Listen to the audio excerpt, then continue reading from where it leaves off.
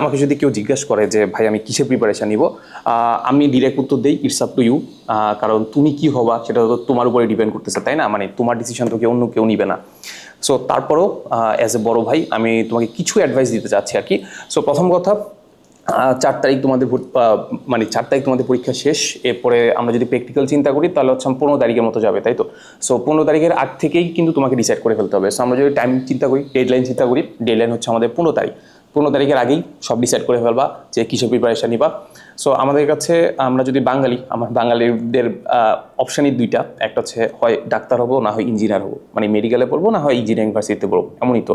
কিন্তু তুমি যদি চিন্তা করো যে বাংলাদেশের মেজরিটি স্টুডেন্ট কোথায় পড়ে, মেজরিটি স্টুডেন্ট পড়ে ভার্সিটিতে। এমন না যে ভার্সিটিতে পড়ে আসলে খারাপ করতেছে, অবশ্যই ভালো করতেছে। সো যাই হোক, আমি তোমাকে ওইদিকে গেলাম না। জাস্ট আমি যদি তোমাকে একটা একটা করে অপশান বলি, আর অপশানের মাঝখানে আসলে তুমি কি চিন্তা করে আসলে ডিসাইড করবা, ওইটা যদি তোমাকে বলি তাহলে তোমার জন্য একটু ইজি হবে ব্যাপারটা, আর পরে ডিসিশন তুমি নিবা। সো প্রথম কথা হচ্ছে, আমাদের প্রথম যদি যাই সেটা হচ্ছে আমাদের মেডিকেলে প্রথম রাখার একটাই রিজন, কারণ এইটাতে পড়ার জন্য তোমার আসলে প্যাশন লাগে। প্যাশন বলতে কি, তুমি সামনের কয়েক বছর কি করবা, ঠিক আছে? ওইটা কিন্তু আসলে মানে মেডিকেলে যদি আমি চিন্তা করি, মেডিকেলের জিনিসপাতিগুলো আসলে প্যাশন ছাড়া বা তোমার ইচ্ছা ছাড়া আসলে হয় না। যেমন আমার ক্ষেত্রে দেখেছি যে আমার অনেক ফ্রেন্ড আছে যারা আসলে হয়তো বা মেডিকেলে পড়তে চায় নাই, ঠিক আছে? হুটহাট ধরো মেডিকেলে চান্স পেয়ে গেছে। আমরা করোনা ব্যাচ ছিলাম তো, সো অনেক টাইম পাইছি। সো মেডিকেলে ধরো প্রিপারেশন একটু নিচে হয়ে গেছে। এরপর দেখা যাচ্ছে যে বুয়েটে ভর্তি পরীক্ষার মাঝখানে আর হচ্ছে মেডিকেলের যে ভর্তি পরীক্ষার মাঝখানে ডেটে অনেক অনেক টাইম পাওয়া গেছে। সো যেহেতু অনেক টাইম পাওয়া গেছে, হয়তো বা সে মেডিকেলে ক্লাস করা শুরু করে দিছে, সেই কারণে দেখা যাচ্ছে হয়তো বা বুয়েটের দিকে আর যায় নাই, সো মেডিকেলে পড়ে আছে। বাট এত পরিমাণ ডিপ্রেশনে ছিল, ইভেন দেখা যাচ্ছে ক্লাস করা অফ করে দিছে।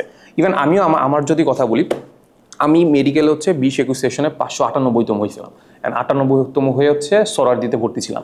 এখন আমাদের করোনা, যেটা বললাম যে করোনার ওয়েভ এত বেশি ছিল যে আমার প্রায় আড়াই মাসের মতো আসলে মেডিকেলে ক্লাস করতে হয়েছে। সো মেডিকেলে আমি ক্লাস করছি, অ্যান্ড ওইটার মাঝখানে আমি বুয়েটের প্রিপারেশন নিচ্ছিলাম। সো এখন বুয়েটের যখন প্রিপারেশন নিচ্ছিলাম, তখন মাঝখানে এমনও হয়েছিল যে বারবার পরীক্ষার ডেট পিছাচ্ছিল। সো এই পিছানোর কারণে আমার কাছে মাঝখানে মনে হয়েছিল যে না থাক, বুয়েট পরীক্ষায় দিব না, বাদ দাও, মেডিকেলে থেকে যায়। যাই হোক, সো পরে বুয়েটে ভর্তি পরীক্ষা দিলাম। ভর্তি পরীক্ষা দেওয়ার পরে পিকেও গেলাম। এরপরে আমি যেটা বুঝতে পারলাম যে ধরো সাপোজ আমরা তো নর্মালি এটাই বলি যে বাঙালি মা বাপরা ছেলে মেয়েদেরকে হয় ডাক্তার হইতে দেখতে চায়, না হয় হচ্ছে ইঞ্জিনিয়ার হইতে দেখতে চায়। তারপর আমি রিয়েলাইজ করলাম যে না, শুধু ডাক্তার হইতে দেখতে চায়। কারণ তখন এমন হয়েছে সিনারিও যে আমি বুয়েটে ভর্তি পরীক্ষা, মানে মেডিকেলের যে ভর্তিটা আছে ওটাকে আমি ক্যান্সেল করতে যাচ্ছি। বাট আব্বু আম্মু চাচ্ছিল না। আব্বু আম্মু চাচ্ছিল যে আমি, বিশেষ করে আমার আব্বু চাচ্ছিল যে আমি মেডিকেলেই থেকে যাই। সো এটার কারণে মানে অনেক বেশি ডিপ্রেস ছিলাম, যে আসলে মানে ডিপ্রেসডের চেয়েও মানে আমি আসলে ডিসিশন নিতে পারতেছিলাম না যে কী করবো আর কি। সো এক্ষেত্রে আমি যেটা করছিলাম সেটা হচ্ছে, আমি সবার আগে যে আমার যে সিনিয়র ভাইয়ারা আছে যারা মেডিকেলে পড়তেছে আর কি, সো ওদের সাথে কথা বলছি। সেকেন্ডলি আমি যেটা করছি সেটা হচ্ছে, আমি তো আমার বাসা হচ্ছে কুমিল্লা আর কি। সো কুমিল্লার যারা একদম ফেমাস ডক্টর আছে আর কি, ওদের সাথে কথা বলা শুরু করছি।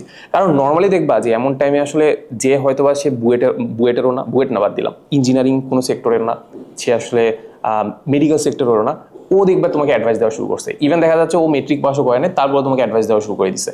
সো এমন মানুষের থেকে তুমি অ্যাডভাইস নিয়ে তো লাভ নাই। মানে অ্যাডভাইস নিতে হবে যারা এই লাইফটা এক্সপিরিয়েন্স করছে, ঠিক আছে? সো তখন আমি ডিসিশন নেওয়া শুরু করলাম যে, আমার ডিসিশন নেওয়া শুরু করার আগে আমি কি করলাম, বড় ভাইদের কাছে গেলাম। বড় ভাইদের চেয়ে বড় কথা, আমি আসলে যারা ফেমাস ডক্টর তারা স্যাটিসফাইড কিনা ওদের কাছে যাওয়া শুরু করলাম। এর পরবর্তীতে আমার আব্বু এলজিডিতে চাকরি করে, সো এলজিডির যারা ইঞ্জিনিয়ার আছে ওদের সাথে কথা বলা শুরু করলাম যে আসলে আপনাদের লাইফটা কেমন, কিংবা আপনারা স্যাটিসফাইড কিনা। সো এটা আমাকে হেল্প করছে যে আমার মানে এমন না যে তোমরাও আসলে কথা বলে জাস্ট ওই বুয়েটের দিকে যাবা কিংবা ইঞ্জিনিয়ারিং দিকে যাবা, তোমরাও তোমাদের মতো করে চিন্তা করবা, তোমাদের পয়েন্ট অফ ভিউ আলাদা হইতে পারে। তো যাই হোক, আমার পয়েন্ট অফ ভিউতে মনে হয়েছে যে না, আসলে মেডিকেলের থেকে আমি নিজে, ধরো ডাক্তার আমার ভালো লাগে, কিন্তু আমার নিজেকে ডাক্তার হিসেবে ভালো লাগে না। সো যাই হোক, সো এটা থেকে আমি ডিসাইড করলাম যে আসলে আমি ইঞ্জিনিয়ারিং সেক্টরে যাবো। সো হোয়াট এভার, সো আমি যেটা বললাম যে মেডিকেলে যদি তুমি যাইতে চাও, সবার আগে তোমার আসলে প্যাশন থাকতে হবে। এখানে আরেকটা জিনিস বড় কথা, যে মেডিকেলে দেখবা পরীক্ষা দিতে পারে কয়জন বলো তো? পরীক্ষা দিতে পারে 1 থেকে 1.5 লাখ। মানে নর্মালি দেয় হচ্ছে 1 থেকে 1.5 লাখ। কেন দেয়? কারণ আসলে পরীক্ষা দেওয়া যায়। বুয়েটে ভর্তি পরীক্ষা দেয় কয়জন? বুয়েটে ভর্তি পরীক্ষা দেয় গত বছর দিচ্ছে মনে হয় 10 থেকে 12 হাজার। কেন পরীক্ষা দিচ্ছে এত কম? কারণ এখানে 10 থেকে 12 হাজারই পরীক্ষা দিতে পারে। সো যখন আমাদের দেখতে পাচ্ছি যে আমাদের মেডিকেল অনেক মানুষ পরীক্ষা দিতে পারতেছে, দেখবা সবার প্যাশন হয়ে গেছে ডাক্তার। বুঝছো? তো ব্যাপারটা বুঝো যে আমাদের 1 থেকে 1.5 লাখ মানুষের মাঝখানে টিকবে হচ্ছে 3000, তাই তো? 3000 হতো না, আরও কমাইছে মেবি। সো এই এত কমের মাঝখানে একটু রিয়েলিটি চিন্তা করবা যে আসলে তোমার দ্বারা হবে কিনা। মাঝখানে মাঝখানে তোমার আসলে এই যে এইচএসসি যে রেজাল্টটা আছে ওইটাও চিন্তা করবা। দেখবা অনেকেই বলবে যে এইচএসসি রেজাল্ট তোমার হচ্ছে 4.33, তারপরেও দেখবা যে আসলে মেডিকেলে চান্স পেয়ে গেছে, মেডিকেলে এততম হয়ে গেছে। সো এটা অনেক ক্ষেত্রে খাটে, কিন্তু এটা আসলে বলা যায় যে এক্সেপশন, মানে একদমই এক্সাম্পল না, কারণ এখানে 4.33 হলে তোমার কিন্তু অনেক নাম্বার কাটা যাবে, অনেক নাম্বার কাটা যাবে। তো যাই হোক, সো যেটা বললাম যে তোমার এইচএসসি রেজাল্ট দেখবা, এইচএসসি রেজাল্ট দেখে তুমি চিন্তা করবা তোমার আসলে আমি কোন র্যাঙ্কে বিলং করি, তোমার আসলে পজিশনটা কি। সো তোমার যদি র্যাঙ্ক যদি খুব একটা ভালো মনে না হয়, কিংবা তুমি পাইছো 4.5, তার মানে আসলে তোমার 4.5 মানে এর উপরে অনেক মানুষ আছে। সো অনেক মানুষ থাকলে ওই 1.5 লাখের মাঝখানে 3000-এর মাঝখানে তুমি আসতে পারবা, এটা তুমি একটু ডিসাইড করবা। আর সবচেয়ে বড় কথা, দেখবা যে আগে মানুষজন ভাবতো যে ধরো আমরা চিন্তা করতাম যে কোনো একটা প্রফেশনকে যদি আমরা দেখি যে অনেক টাকা কামাচ্ছে, সাপোজ ধরো আমরা যে ডাক্তারের কাছে যাই, সো ওই ডাক্তার অনেক টাকা কামাচ্ছে, এটা যদি আমরা দেখি তাহলে এটাই মনে হয় যে আসলে ডাক্তারই তো অনেক টাকা। বাট রিসেন্টলি দেখবা যে ডাক্তাররা নিজেদের যে সিনারিওটা, কিংবা মেডিকেল স্টুডেন্টরা যেটা আছে তারা নিজেদের সিনারিওটা আসলে মানে বিভিন্ন ভিডিওতে বলো বা বিভিন্ন কন্টেন্টের থ্রুতে বলো মোটামুটি বলা শুরু করে দিচ্ছে। মোটামুটি মানুষজন এখন আসলে বোঝা শুরু করছে যে আসলে কোন সেক্টরে বা ডাক্তারিতে আসলে আমাদের সিনারিওটা কেমন হবে। দেখবা অনেক ভাইয়াই দেখবা যে বলবে যে ফাইন্যান্সিয়াল কন্ডিশন বা তোমার আসলে ফ্যামিলি ব্যাকগ্রাউন্ড যদি ভালো না থাকে তাহলে আসলে মেডিকেল আসা উচিত না। এটারও অনেক রিজন আছে, আমি খুব বেশি এটা ডিটেলসে গেলাম না। যাই হোক, সো এই ব্যাপারগুলো একটু ঘেটে দেখো আর কি। যদি মনে হয় যে এই ব্যাপারগুলোতে তুমি কোপ আপ করতে পারবা, কিংবা মেডিকেলে তুমি আসলে এত বছর তুমি সার্ভাইভ করতে পারবা, এত বছর তুমি পড়াশোনা করতে পারবা, তাহলে আমার কাছে মনে হয় যে তুমি মেডিকেলে দিয়ে যাওয়া উচিত। বা আরেকটা জিনিস মাথায় রাখবা, সেটা হচ্ছে আমার 1.5 লাখের মাঝখানে 1.5 লাখের মধ্যে তুমি আসলে 3000-এর মধ্যে আসতে হবে, এটা একটু তুমি চিন্তা করবা। এরপরে যাব আমরা ইঞ্জিনিয়ারিংয়ে। সো ইঞ্জিনিয়ারিং ক্ষেত্রে সবচেয়ে বড় বাধা হচ্ছে তুমি ভর্তি পরীক্ষা দিতে পারবা কি পারবা না। আমি যদি বুয়েটের কথা বলি, বুয়েটে কত কত নিচে বলো তো? এর আগের বছর নিচে হচ্ছে 89%, ফিজিক্স কেমিস্ট্রি ম্যাথে 89%। এটা কিন্তু huge number, to be honest huge number. But দেখতে পাচ্ছ এই হিউজ নাম্বারটা কিন্তু আমরা যদি চিন্তা করি বাংলাদেশের একদম টপ যে 10,000 বা 12,000 পেয়ে গেছে। এখন এবছর আমাদের রেজাল্ট হচ্ছে একটু খারাপ হইতে পারে, আবার নাও হইতে পারে। আমার কাছে পার্সোনাল প্রেডিকশন হচ্ছে আগের মতোই হবে। আর ধরে নিলাম খারাপ হচ্ছে, খারাপ হলে কত খারাপ হইতে পারে? খারাপ হলে আমার কাছে পার্সোনালি মনে হয় যে এই কাটমার্কসটা হবে 85%-এর কাছাকাছি। 85%-এর কাছাকাছি তুমি চিন্তা করো, 85% তুমি পাবা কি পাবা না, এটা একটু ডিসাইড করো। যেই মার্কস মানে যেখানে প্রশ্নে আমাদের ভুল ছিল ওটা যদি তুমি আনসার করো, ওইটার আনসারটা সঠিক ধরেও হলেও তুমি ডিসাইড করার চেষ্টা করো যে তুমি 85% পাবা কি না। যদি মনে হয় যে তুমি পাবা না, তারপরে বাকি অপশান কি আছে? অপশান হইতে পারে আমাদের সিকের ওয়েট বলতে চুয়েট, কুয়েট, রুয়েট। এখন সেখানে আসলে এলিজিবিলিটি কত? এলিজিবিলিটি হচ্ছে আমাদের হচ্ছে ফিজিক্স কেমিস্ট্রি ম্যাথে মোটামুটি ফিজিক্স কেমিস্ট্রি ম্যাথ আর ইংলিশ মানে হচ্ছে 4টা, তাহলে 4 5 20, 20-এর মধ্যে তোমাকে 18 চাবে। 18 চাবে। আমার কাছে পার্সোনালি মনে হয় যে এই রিকোয়ারমেন্ট আসলে কমবে না, কমার খুব একটা কথা না। কারণ তুমি চিন্তা করো তো, ধরো এর আগের বছর ধরো সায়েন্সের কথা যদি চিন্তা করি, সায়েন্সে হচ্ছে 40 থেকে 50,000-এর মতো A+ পাইছে। এখন এই 40 থেকে 50,000-এর মাঝখানে আমাদের চুয়েট, কুয়েট, রুয়েটে এরকমই পরীক্ষা দিতে পারছে যে 19,000 বা অন অ্যান অ্যাভারেজ যদি চিন্তা করি তাহলে 20,000 মতো পরীক্ষা দিতে পারছে। তাহলে 20,000 জন আমাদের ফিজিক্স কেমিস্ট্রি ম্যাথে 20-এ 18 পাইছে। এবার ধরো রেজাল্ট অনেক খারাপ হয়ে গেছে, একদম অনেক খারাপ হয়ে ধরো হচ্ছে 20,000 বা 30,000 চলে আসছে। তোমার কাছে কি মনে হয় যে 20,000-এর মাঝখানে ওরা 10,000 বা 12,000 সিলেক্ট করতে পারবে না, যারা আসলে ফিজিক্স কেমিস্ট্রি ম্যাথ আর ইংলিশে হচ্ছে 20-এ 18 পাবে? 20-এ 18 কিন্তু অনেক বেশি, অনেকের কাছে অনেক অনেক কম। আমার কাছে পার্সোনালি মনে হচ্ছে অনেক কম। সো যাই হোক, সো ফিজিক্স কেমিস্ট্রি ম্যাথ ইংলিশে 20-এ 18 চাইতে পারে, বা আরেকটা ক্রাইটেরিয়া হইতে পারে এরকম যে ফিজিক্স কেমিস্ট্রি ম্যাথে 15-তে 14 চাইতে পারে। ঠিক আছে, আমার কাছে মনে হয় না এটা খুব একটা চেঞ্জ হবে আর কি।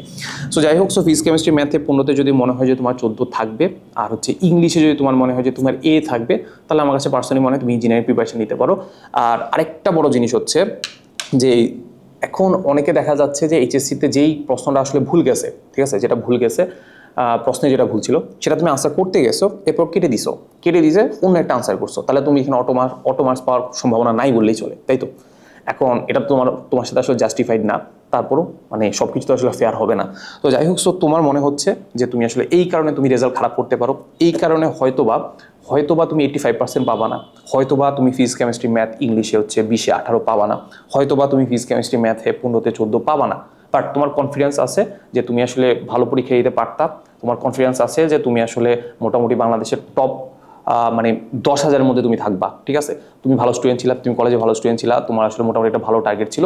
সো আমার কাছে পার্সোনালি মনে হয় তারপরেও তুমি ভার্সিটিতে সুইচ না করে ইঞ্জিনিয়ারিং প্রিপারেশন নিবা, কারণ ইঞ্জিনিয়ারিং প্রিপারেশনটা আমার কাছে মনে হয় সবচেয়ে সেফেস্ট অ্যান্ড হচ্ছে স্মার্টেস্ট প্রিপারেশন। কারণ কি ইঞ্জিনিয়ারিংয়ের ক্ষেত্রে সবচেয়ে ধরো সাপোজ কোনো একটা জিনিসকে তুমি যদি একটু কঠিন করে পড়ো, দেখবা সহজ জিনিস যেটা আছে না এটা আরও সহজ লাগা শুরু করবে। সো টু বি অনেস্ট আমার কাছে এই 3টা প্রিপারেশনের মাঝখানে সবচেয়ে কঠিন লাগে ইঞ্জিনিয়ারিং, কারণ মোটামুটি আসলে আমি সবগুলো প্রিপারেশনে নিছি, ঠিক আছে? সো ইঞ্জিনিয়ারিং প্রিপারেশনটা সবচেয়ে কঠিন, আর ইঞ্জিনিয়ারিং প্রিপারেশন যখন তুমি নিবা তাহলে বাকিগুলো প্রিপারেশন দেখবা যে মোটামুটি অন অ্যান অ্যাভারেজ 60 বা 70% তোমার হয়ে যাবে। সো আমি তারপরে বলবো যে রেজাল্টের আগ পর্যন্ত তুমি ইঞ্জিনিয়ারিং প্রিপারেশনে কন্টিনিউ করবা, এরপরে দেখবা যে ইঞ্জিনিয়ারিং থেকে তুমি ভার্সিটিতে সুইচ করা খুব ইজি হয়ে যাবে। বাট ভার্সিটি থেকে তুমি ইঞ্জিনিয়ারিংয়ে সুইচ করবা, দেখবো অনেক দেরি হয়ে যাবে, ঠিক আছে? তো যাই হোক, সো এখান থেকে মোটামুটি আমরা ডিসাইড করতে পারলাম মেডিকেল নাকি ইঞ্জিনিয়ারিং নিবো, ঠিক আছে? এবার যাবো ভার্সিটিতে।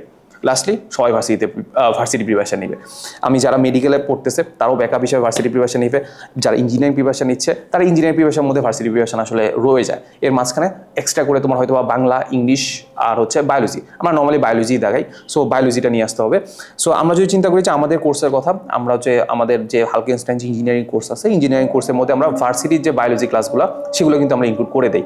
ইভেন এবছর আমরা আমাদের ইঞ্জিনিয়ারিং কোর্সে আমরা আর্কিটেকচারের ক্লাসও অ্যাড করতেছি, যাতে করে তোমার যাতে অপশন বাড়ে। অপশন বাড়লে দেখবা যে ধরো সাপোজ বুয়েটে তুমি রিটেনে টিকলা না, বাট ওই যে রিটেনের নাম্বারটা পাইলা এইটার মার্কস আর আর্কিটেকচারের যে আর্কিটেকচারের ড্রয়িংয়ের মার্কসটা ওইটা মিলে দেখবা যে তুমি আর্কিটেকচারে চান্স পেয়ে গেছো। শুধুমাত্র বুয়েটে না, তুমি অন্য কোথাও ধরো সাপোজ যে এমআইএসটিতে আর্কিটেকচার আছে, তারপর সিকে রুয়েটে আর্কিটেকচার আছে, সেখানেও তুমি চান্স পাইতে পারো। সো অ্যাট দিস পয়েন্ট আমার কাছে মনে হয় যে তুমি একটু ডিসাইড করে ফেলো, 15 তারিখের মাঝখানে, 15 তারিখ হচ্ছে ডেডলাইন, এর মাঝখানে তুমি প্রিপারেশন নিয়ে ফেলো। আর কোথায় ভর্তি হবা ইটস আপ টু ইউ। আমার কাছে পার্সোনালি মনে হয় তুমি অফলাইনে যেখানে ভর্তি হও না কেন অনলাইনে একটা ব্যাকআপ হিসেবে রাখা উচিত, কারণ আমরা এখন বর্তমানে আমরা বুঝি যে আসলে ধরো অফলাইনে আসলে পড়াশোনাটা কতটা হেক্টিক হয়ে গেছে। হেক্টিক বলতে ধরো অনেকেই দেখবা যে ঢাকায় আসবে, ঠিক আছে, অ্যাডমিশনের জন্য ঢাকায় আসবে, 3-4 মাসের জন্য ঢাকায় আসবে, দেখবা যে অবস্থা খারাপ হয়ে যাবে। মেসে থাকা, খাবার দাবার, এটা হয়তো অন্য একটা ভিডিওতে আলোচনা করা যাবে আর কি। তো যাই হোক, যেটা বলতেছিলাম এই কয়েকদিনের মাঝখানে ডিসাইড করে ফেলো। আর আরেকটা জিনিস যেটা বললাম যে ব্যাকআপ হিসেবে যে কোনো একটা অনলাইন কোর্স, এখন অনলাইন কোর্স অনেক আছে, সবগুলোই ভালো, তোমার যেটা ভালো লাগে সেটা করতে পারো। আমাদের যে হালকেনস্টাইন ইঞ্জিনিয়ারিং কোর্স আছে, ভার্সিটি কোর্স আছে, মেডিকেল কোর্স আছে, সবগুলার লিঙ্কই হচ্ছে কমেন্ট আর ডিসক্রিপশনে দেওয়া থাকবে। এখান থেকে তুমি যে সিম্পলি একটা কাজ করবা, ঢুকার পরে ডেমো ক্লাসগুলো দেখবা। ডেমো ক্লাসগুলো দেখে তোমার যদি মনে হয় যে না এইখান থেকে, ডেমো ক্লাসগুলো দেখার ক্ষেত্রে একটা মাথায় রাখবা, অবশ্যই ক্লাসের মতো করে দেখবা। এমন করে দেখবা না যে তুমি ভিডিও দেখতেছো, গাইডলাইন দেখতেছো, ক্লাসের মতো করে দেখবা। হয়তো একটু সামনে খাতা রাখবা, নোট করবা যে ভাই আসলে কোন কোন জিনিসগুলো ইম্পর্টেন্স দিচ্ছে, অ্যাটলিস্ট কিছু তো জানতেছো, অ্যাটলিস্ট কোথাও তো টাইম ওয়েস্ট হচ্ছে না। সো ডেমো ক্লাসগুলো দেখবা, দেখে যদি মনে হয় যে তুমি এখান থেকে আসলে বেনিফিটেড হবা, তাহলে আমার কাছে পার্সোনালি মনে হয় যে কোর্সটা আসলে আগে কিনে ফেলা উচিত আর কি, ঠিক আছে? এর মাঝখানে তো দেখবা যে কুপন টুপনও আছে, কুপন টুপনও অ্যাড করে দেওয়া থাকবে, এর মাঝখানে তুমি এনরোল করে ফেলো, ঠিক আছে? সো ইনশাল্লাহ ভালো কিছু হবে, বেস্ট অফ লাক।